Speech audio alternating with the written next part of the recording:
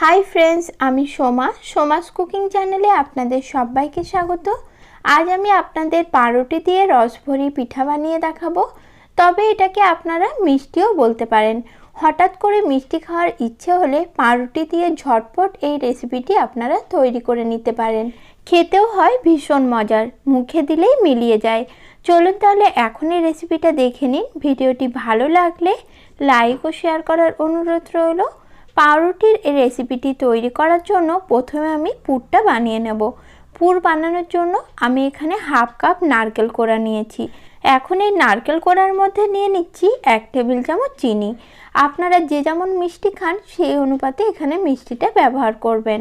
এরপর নারকেল কোড়ার সাথে চিনিটা ভালো করে মিশিয়ে এটাকে এক সাইডে রেখে দেব। আর হাতে সময় বেশি থাকলে চিনি ও নারকেলটা আপনারা রান্নাও করে নিতে পারেন। এরপর একটা ব্যাটার বানিয়ে নেব। তার জন্য একটা ছোট্ট বাটির মধ্যে নিয়ে নিচ্ছি 2 চামচ ময়দা। ময়দার মধ্যে সামান্য পরিমাণ একটু জল দিয়ে দিচ্ছি। তারপর জলের সাথে ময়দাটা ভালো করে গুলে একটা ব্যাটার তৈরি করে নিতে হবে। খুব বেশি পাতলা করার প্রয়োজন নেই, ঠিক ব্যাটারটা এরকমই তৈরি করতে হবে। এবার এটাকেও আমি এক সাইডে রেখে দেব। এরপর আমি পাউরুটির কয়েকটা স্লাইস নিয়েছি আর এক একটা পিস পাউরুটিকে এইভাবে বেলনা দিয়ে বেলে নিতে হবে। পাউরুটিটি বেলে নেওয়ার পর আমার লাগবে একটি বড় মুখবালা গ্লাস। তো গ্লাসের পরিবর্তে আপনারা যে কোনো কৌটোর ঢাকনা অথবা বাটিও ব্যবহার করতে পারেন। এখন গ্লাসের মুখের সাহায্যে পাউরুটিটা মাঝ বরাবর এইভাবে গোল করে আমি কেটে নিলাম। এইভাবেই সবকটা পাউরুটির পিসকে আমি গোল করে কেটে নেব। এই ধরনের কোনো মিষ্টি বা পিঠা আশা করি আপনারা আগে কখনো খাননি। না খেয়ে থাকলে একবার অবশ্যই বাড়িতে তৈরি করে খেয়ে দেখবেন, খেতে ভীষণ মজার হয়। সবকটা পাউরুটি আমি একই রকমভাবে গোল করে কেটে নিয়েছি। এখন এক পিস নিয়ে তার উপরে আঙুলের সাহায্যে এইভাবে ময়দার যে ব্যাটারটা আমি বানিয়ে রেখেছিলাম সেটা ভালো করে লাগিয়ে নিতে হবে। ব্যাটারটি কিন্তু অবশ্যই ভালো করে লাগিয়ে নিতে হবে, নাহলে যখন এই মিষ্টির মুখটা বন্ধ করব তখন সেটা খুলে যেতে পারে। এখন মাঝ বরাবর দিয়ে দিচ্ছি পুর। পুরটা দিয়ে এইভাবে পুরটা একটু সমান করে নিচ্ছি। তারপর দু হাত দিয়ে এইভাবে মুখটা বন্ধ করে নিতে হবে।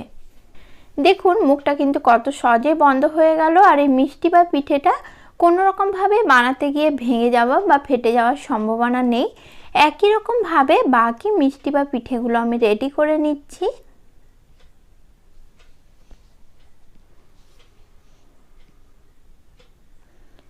সবকটা মিষ্টি বা পিঠা আমি প্রথমে রেডি করে নিয়েছি দেখুন।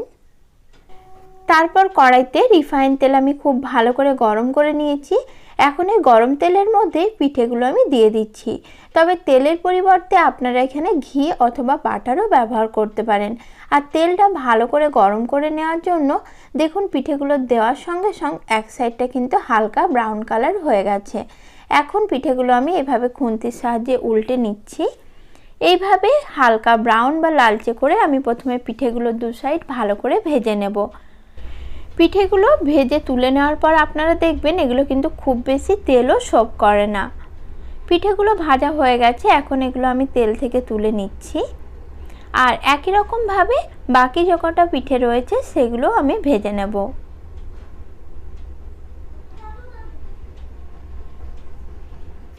সবকটা পিঠে ভেজে নেওয়ার পর আরেকটি অন্য কড়াইয়ের মধ্যে আমি দিয়ে দিচ্ছি 1/4 কাপ চিনি আর দিয়ে দিচ্ছি 1/4 কাপ জল। এখন চিনিটা গুলে যাওয়া পর্যন্ত অপেক্ষা করব। চিনিটা গুলে গেছে। এই পর্যায়ে আমি একটা অরেঞ্জ ফুড কালার এখানে অ্যাড করছি। আমি 2 ফোঁটা দিয়ে দিচ্ছি অরেঞ্জ ফুড কালার। তবে চাইলে আপনারা এটা নাও ব্যবহার করতে পারেন, এটি কিন্তু পুরোপুরি অপশনাল। এটি দেওয়ার কারণে কোনো রকম কিন্তু স্বাদের পরিবর্তন হবে না। ফুড কালারটা চিনির রসের সাথে ভালো করে মিশিয়ে নিচ্ছি। তারপর গ্যাসের ফ্লেমটা লোতে রেখে পিঠেগুলো একে একে এই চিনির রসের মধ্যে দিয়ে দেব। পিঠেগুলো দিয়ে 1 মিনিট মতো রেখে পিঠেগুলো উল্টে নিলেই হবে। পিঠেগুলো চিনির রসে দিয়ে বেশিক্ষণ রাখার প্রয়োজন নেই। জাস্ট 1 মিনিট রেখে পিঠেগুলো আমি উল্টে নিচ্ছি। তারপর গ্যাসটা আমি অফ করে দেব আর পিঠেগুলো পুরোপুরি ঠান্ডা হওয়া পর্যন্ত অপেক্ষা করব। এইভাবে মিষ্টি বা পিঠেগুলো আপনারা যদি তৈরি করেন তাহলে একদম মিষ্টির ভেতর পর্যন্ত রসটা ঢুকবে আর পিঠেটা কোনো রকম নরম হয়ে ভেঙে যাওয়ার সম্ভাবনা থাকবে না। খেতে ভীষণ মজার হবে। পিঠেগুলো আমি পুরোপুরি ঠান্ডা করে নিয়েছি, তারপর একটা প্লেটের মধ্যে এগুলোকে সার্ভ করে নিচ্ছি। আপনাদের এই রেসিপিটি কেমন লাগলো আমাকে কমেন্টে অবশ্যই জানাবেন। নমস্কার বন্ধুরা, সকলেই ভালো থাকবেন।